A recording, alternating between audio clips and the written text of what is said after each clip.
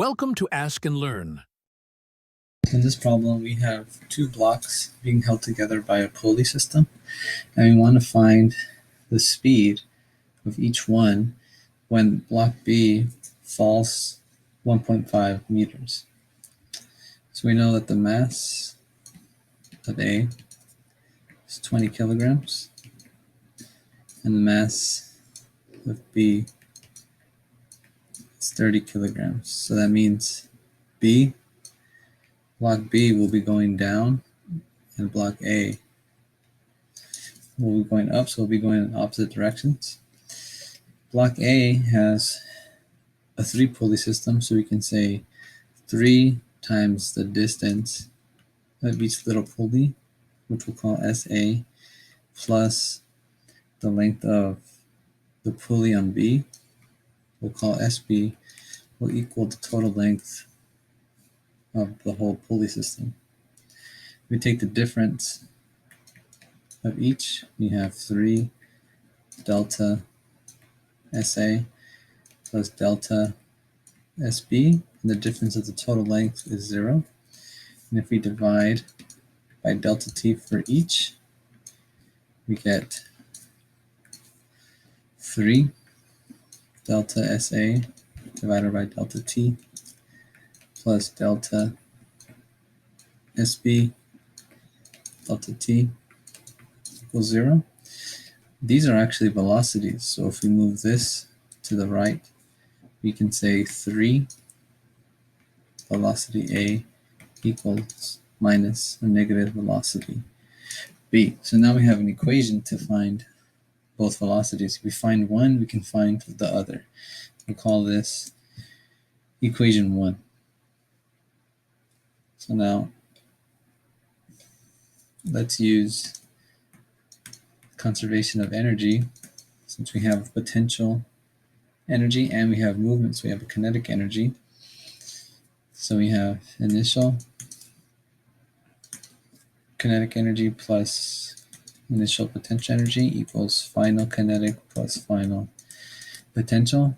Well, initially the blocks aren't moving at all, so they have no velocity, and we can say that the reference point at rest is 0, so potential energy is 0 as well.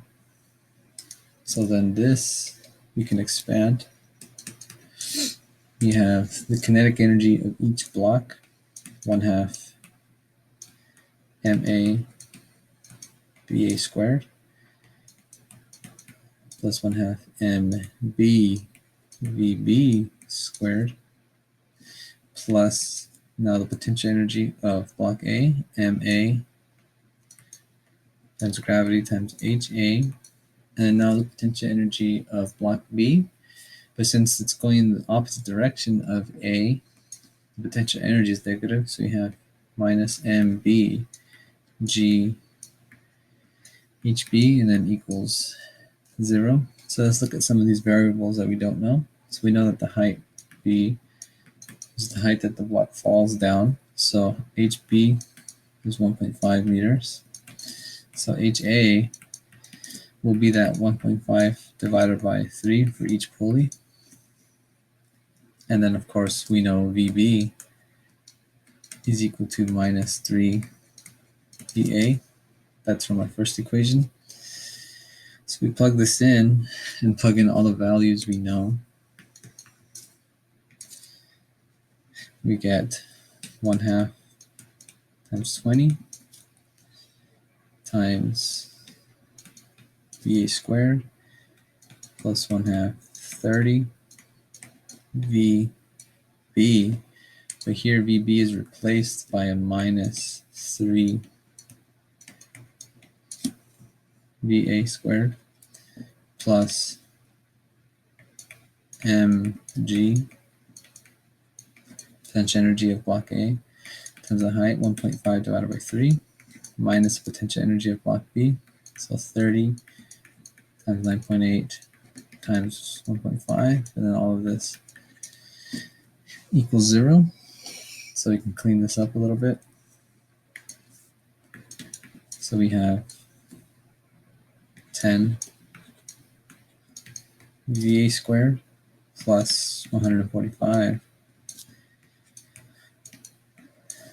VA squared plus 95 minus 441 equals 0. So I want to combine the VA squareds, combine this, and then move it to the right side. So we have on the left 155 VA squared equals 346. So solving for VA, we have VA equals 346 divided by 155, and then square root to get rid of square. So velocity with block A is 1.5